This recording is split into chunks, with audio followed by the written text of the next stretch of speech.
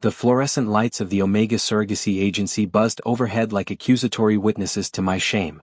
I sat in that sterile waiting room, clutching a folder of forms that would sell away the last piece of myself I had left to bargain with. How did I get here? The answer was simple: 800 million won in debt from my dead father's gambling addiction. My mother's failing kidneys requiring a 50 million won transplant. My 15-year-old brother Eli's tear-streaked face when I told him he'd have to drop out of school. I was 26 and already drowning. Mr. Kieran? A woman in a crisp blazer appeared. Director Hayes will see you now. Director Hayes assessed me with the calculating gaze of someone appraising livestock. You understand our premium program isn't standard surrogacy, she said, sliding a document across her desk. The number made my breath catch. 200 million won. Our client pays substantially more, but his requirements are specific. You'll live with him for 1 year. Fulfill the role of spouse in every capacity. Her meaning was crystal clear. Natural conception only. My stomach twisted. Can I know who he is? His identity remains confidential until you sign. But I can tell you he's extremely powerful. Wealthy beyond measure. She paused. He's lost 3 wives to sudden illness. He believes traditional marriage is cursed, so he's trying a different approach. 3 dead wives. The words echoed like a death sentence. I need to think. Your mother's dialysis center called this morning, Director Hayes interrupted. They're discontinuing treatment if you can't pay the 8 million won you owe by week's end. Your brother's school sent final notice. And the loan sharks. She leaned forward. They don't wait forever, Kieran. She knew everything. Every desperate detail of my collapsing life. Where do I sign? 3 days later, a black Mercedes delivered me to another world. The mansion that appeared at the end of a private road wasn't a home. It was a monument to power. Glass, steel, and stone sprawled across manicured grounds like a sleeping dragon. My heart hammered as I was led through a foyer with floors like mirrors, past art worth more than my entire existence, until we stopped before double doors. Mr. Cross is waiting. The study was all dark wood and leather. Behind a massive desk sat the man who'd purchased me.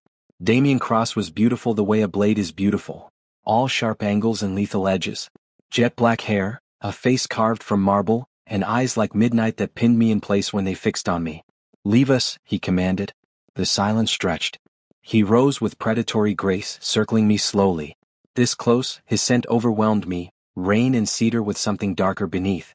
My Omega instincts stirred traitorously. You're prettier than your photos, he observed clinically. Director Hayes says you're desperate. Drowning in debt. Is that accurate?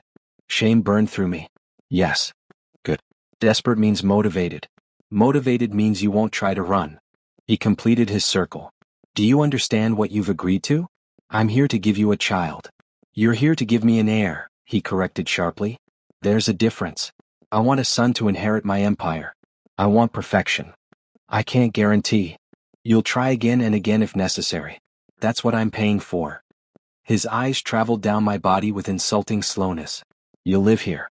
Eat what I tell you. Sleep when I tell you. And when I require you in my bed, you'll come without question. Is that clear? Every word stripped away what little dignity I had left. But I thought of my mother's pale face on the dialysis machine, of Eli's tears, of the loan shark's threats. Crystal clear, I whispered. Your room is prepared. Dinner at 8. Don't be late. He dismissed me like I was already forgotten. Dinner was served at a table that could seat 20, with only 2 places set, 1 at each end. The distance between us felt intentional, a reminder of what I was. The chef prepared braised short ribs, Damien said without looking up from his phone. High in protein. You'll need your strength. The implication hung heavy in the air. Tell me about yourself, he said suddenly. What would you like to know? Why you needed money badly enough to sell yourself to a stranger. The blunt cruelty stole my breath. I didn't sell myself. Didn't you? He set down his wine glass with precise care. You signed a contract agreeing to bear my child for money. That's the definition. Anger flared hot in my chest. My father died and left me with crushing debt. My mother needs a kidney transplant or she'll die. My brother deserves an education. I'm doing what I have to do to keep my family alive. If that makes me a whore in your eyes, then fine. But at least I'm a whore who loves someone. I expected rage. Instead, Damien smiled, a devastating curve of his lips that transformed his face. There it is, he murmured. Fire. I was beginning to think you were just another broken thing. He leaned forward. I don't want someone who'll just lie there and take it, Kieran. I want someone who fights. Heat flooded my body, part anger, part something more confusing. I'm not a challenge for you to conquer. Aren't you? His eyes glittered. Then what are you? A person trying to survive. Good answer. He returned to his meal. Finish eating. You'll need your energy. For what? He looked up through dark lashes, predatory hunger in his gaze. For our wedding night. An hour later, I stood outside his chambers, my hand trembling on the door. This was it. What I'd sold myself for. Enter, his voice commanded from within. I stepped into the darkness, and the door closed behind me like the ceiling of a tomb. I woke to sunlight streaming through unfamiliar windows and a body that ached in ways I'd never imagined possible. Memories of the night crashed over me, Damien's hands claiming every inch of my skin, his mouth branding me with bruises and bite marks, the relentless way he'd taken me apart 3 times, pushing past my pleas for mercy. This is what you agreed to, he'd whispered against my throat. Now give me what I paid for. The bed beside me was empty, sheets already cold. Of course he was gone. Why would he stay? I dragged myself to the shower, wincing with every step. The mirror reflected a stranger, hollow-eyed, covered in evidence of his possession. Bruises on my hips where his fingers had gripped too hard. Bite marks on my shoulders and throat. 1 year, I told myself. You can survive 1 year. But I wasn't sure anymore. Breakfast arrived on a tray with a note in sharp, precise handwriting. Rest today. Doctor will examine you this afternoon. Expect me tonight at 10 p.m. No signature. No pleasantries. Just commands. The doctor arrived at 2, examining me with clinical detachment. Everything looks good, she said, packing her equipment. Ovulation should occur within the next 48 hours. The timing is optimal. Optimal. As if I were a breeding mare being prepared for stud. After she left, I wandered the mansion like a ghost. Staff gave me wide berth, their eyes sliding away. They knew what I was, what I'd become. I found myself in the library, a massive room lined with books that actually showed signs of being read. Worn spines, dog-eared pages, marginalia in that same sharp handwriting. I pulled out a volume of Korean poetry from the Joseon dynasty. Inside the front cover was an inscription. To Damien, may you find beauty in words when the world offers only ugliness. Grandmother, 1998. It was so personal, so at odds with the cold, ruthless man who'd used my body like a tool. You shouldn't be in here. I spun around to find Damien standing in the doorway, still in his suit. His face was unreadable. I'm sorry. I didn't know it was off limits. It's not. He moved closer with that predatory grace. I'm simply surprised you can read. The casual insult stung. I had 2 years of university before I had to drop out. Literature major. Something flickered in his eyes. What were you reading? I showed him the book and his expression shifted, pain quickly masked. My grandmother's favorite. She used to read it to me when I was young. He took the volume from my hands, his fingers brushing mine. Before everything went to hell. What happened? She died. Like everyone I've ever cared about. He replaced the book with careful precision.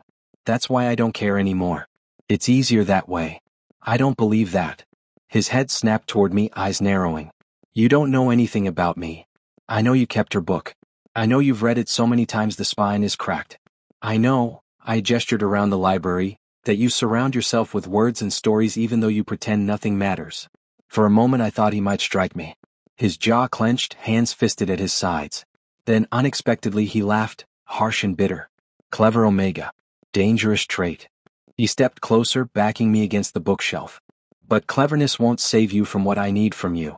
His mouth descended on mine, and despite everything my body responded. I hated myself for it, for the way I opened to him, for the sound that escaped my throat when his hand slid into my hair.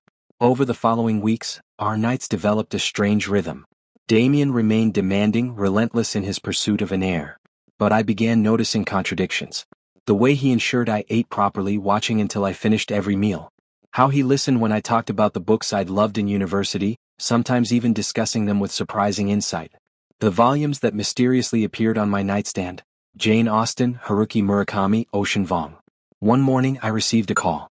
My mother's surgery was scheduled at Seoul's best hospital. Eli had been accepted to the most prestigious academy in the city, all expenses paid. Damien was keeping his promises. But I also overheard the staff whispering when they thought I couldn't hear. Just like the others. Poor thing doesn't know what happened to them. Mr. Cross's curse strikes again. I cornered the housekeeper one afternoon. The women before me, What really happened to them? Her face paled. I can't say, sir. Please don't ask me. Were they murdered?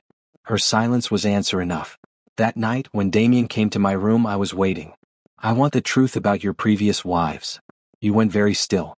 They weren't my wives. The women who came before me. What happened to them? Something dangerous flickered in his eyes. That's not your concern. I'm carrying your child. The words burst out before I could stop them. Or I will be soon. Don't I have a right to know if I'm going to end up dead too? The color drained from Damien's face. For the first time since I'd met him, he looked almost afraid. Is that what you think? His voice was barely a whisper. That I killed them? I don't know what to think. You won't tell me anything. He turned away, shoulders tense. When he spoke again, his voice was raw. They were murdered. By my enemies. People who wanted to destroy me by taking away my chance at an heir. The room seemed to tilt. And you brought me here anyway? Knowing I could be next. I've increased security. Taken precautions. He faced me again, and the anguish in his eyes was real. I won't let anything happen to you, Kieran. I swear it. Why should I believe you? Because, he stopped, jaw working. Because you're different.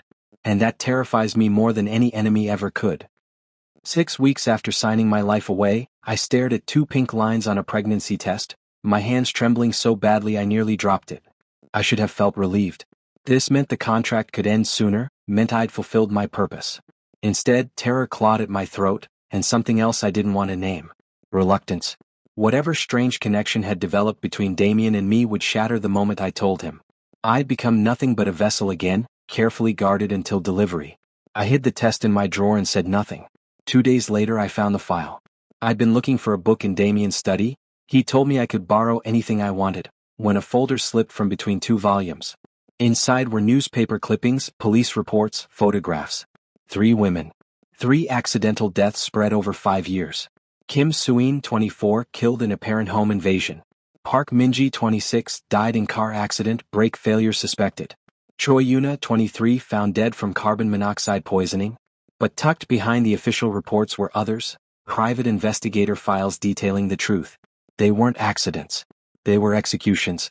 Each woman had been a surrogate in an arrangement identical to mine. Each had been murdered within months of conception. And each death was linked to the same criminal organization, the Kong Syndicate, Damien's oldest rivals. Looking for something? I spun around, clutching the folder. Damien stood in the doorway, his expression unreadable. You lied to me. My voice shook. You said they died of illness. Director Hayes said that. I never confirmed it. He stepped into the room, closing the door. Put the file down, Kieran. They were murdered because of you. Because they were carrying your child. I backed away. And you brought me here knowing the same thing could happen to me? I've taken precautions. 3 women are dead. I threw the folder at him, papers scattering. What precautions did you take for them? Something cracked in his carefully controlled facade.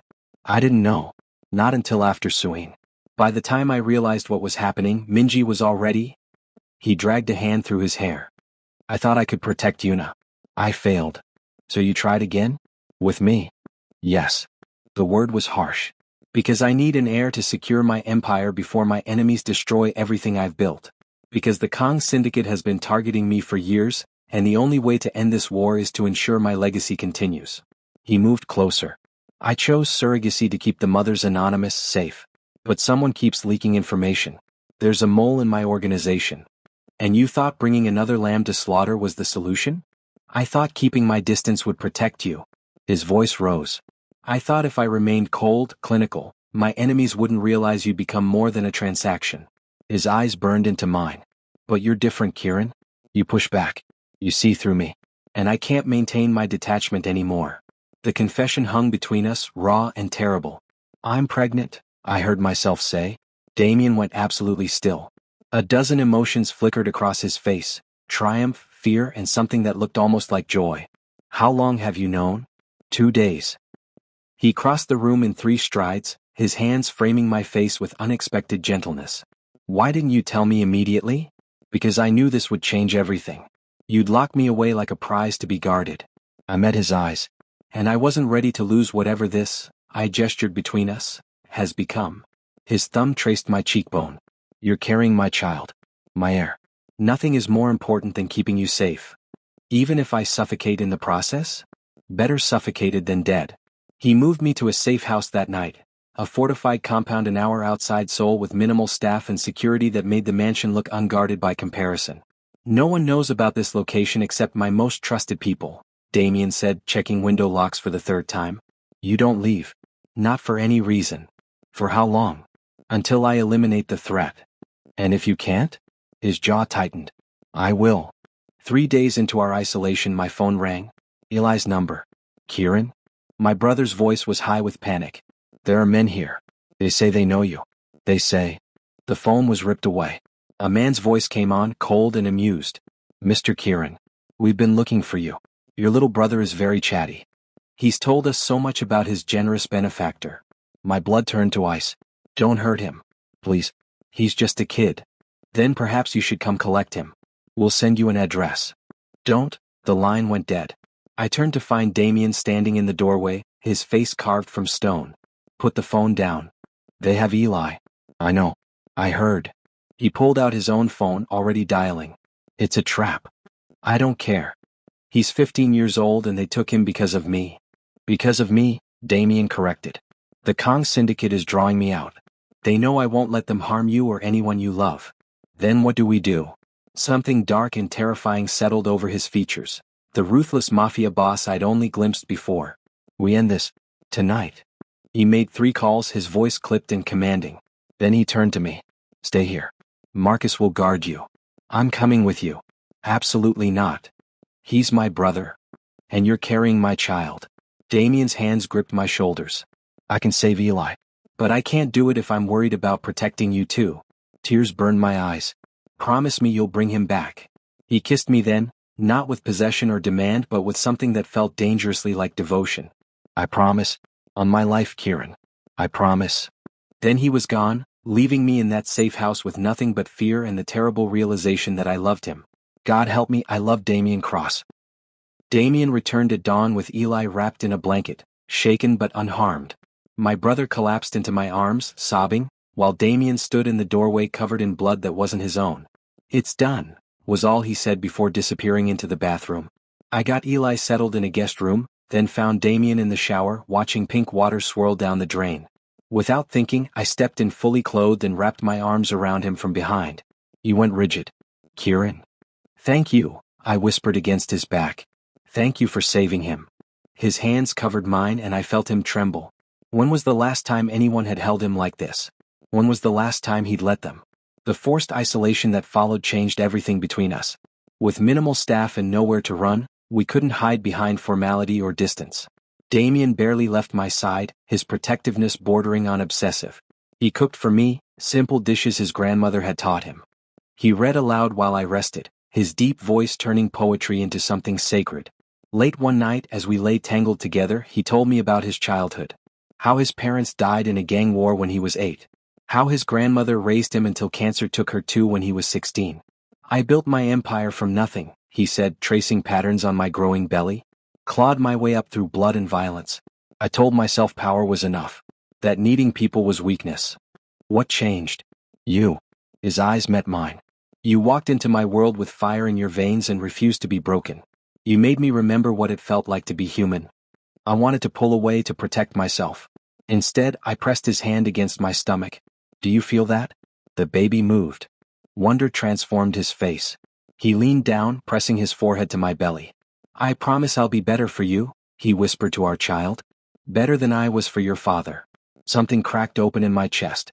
Our physical relationship transformed too. Damien's touch became reverent, almost worshipful. He learned what made me gasp, what made me arch into him. He whispered my name like a prayer. One night, after making love with devastating tenderness, he pulled me close and said 3 words that shattered everything. I love you. I went rigid in his arms. Don't. Kieran. No. I pulled away, anger flooding through me. You don't get to love me now. Not after months of treating me like property. Not when I've spent every day preparing to walk away. Then don't walk away. He sat up, eyes blazing. Stay. Be with me. Not because of a contract but because you want to. I can't want that. The words tore out of me. Do you know what you've done to me? I came here to survive. To save my family. I wasn't supposed to fall for my captor. His face paled. Is that what you think you are? My captive. What else would you call it? You bought me, Damien. You paid 200 million won for the use of my body. I paid for a surrogate. What I got was... He reached for me but I flinched away. Pain flashed across his features. What I got was someone who made me believe I could be more than a monster. I can't save you from yourself. I can barely save myself. We didn't speak for 2 days after that. The attack came on the third night. I woke to gunfire and Damien dragging me out of bed. Stay behind me, he commanded, pressing a gun into my trembling hands. If anyone gets past me, you shoot. Damien. Promise me, Kieran. Whatever happens, you protect our child. Then he was gone, rushing toward the sound of breaking glass. I huddled in the closet, heart hammering, listening to the chaos below. More gunshots. Shouts in Korean. A scream that might have been Damien's name. Then silence. Footsteps on the stairs. I raised the gun with shaking hands. The door opened. Marcus, Damien's head of security, his face grim. Mr. Kieran. Come with me. Now. Where's Damien? He's alive. Barely. We need to move. I found Damien on the floor of the foyer, blood pooling beneath him. A bullet had torn through his shoulder, another through his side. His eyes found mine, dazed with pain. Kieran, the baby, is fine. I dropped to my knees beside him, pressing my hands to his wounds. You're going to be fine. Do you hear me? You don't get to die and leave me alone with this. Bossy, Omega. He coughed, blood flecking his lips. I love when you yell at me. Damien, please. Tears streamed down my face. Please don't leave me. I can't do this without you. You're the strongest. His hand found mine. My brave, beautiful. I love you. The words burst out of me. I love you, you stubborn, impossible man. So you have to live. Do you understand? You have to survive this because I'm not raising our child alone. Something like joy flickered in his eyes before they closed. 2 weeks later, I sat in a hospital room watching Damien sleep. He'd survived, barely, and had spent the time since eliminating the Kong syndicate with ruthless efficiency. The war was over. His empire was secure. And our contract had 1 month left. When his eyes finally opened, he found me staring at him. You look terrible, I said. Charming as always. He tried to sit up and winced. How long? 14 days. The doctors say you'll make a full recovery. Eventually. And you? The baby? I placed his hand on my rounded belly. Both fine. No thanks to you scaring us half to death. He was quiet for a long moment. Then he reached into the drawer beside his bed and pulled out a small box. I bought this before the attack, he said, opening it to reveal a simple platinum band. I was going to wait. Make some grand gesture. But I've learned that tomorrow isn't promised. My heart stopped. I'm not asking you to be my surrogate or my employee, Kieran. He met my eyes, raw and vulnerable. I'm asking you to be my partner. My equal. The person who saved me from becoming a monster completely. I was never just surviving you, Damien, I whispered, taking the ring. I was learning to love you. And that terrified me more than anything. Is that a yes? I kissed him softly. That's a yes. 3 months later, I held our son while Damien knelt beside the hospital bed, pressing kisses to both our foreheads. We'd started with a contract. We built a family from love.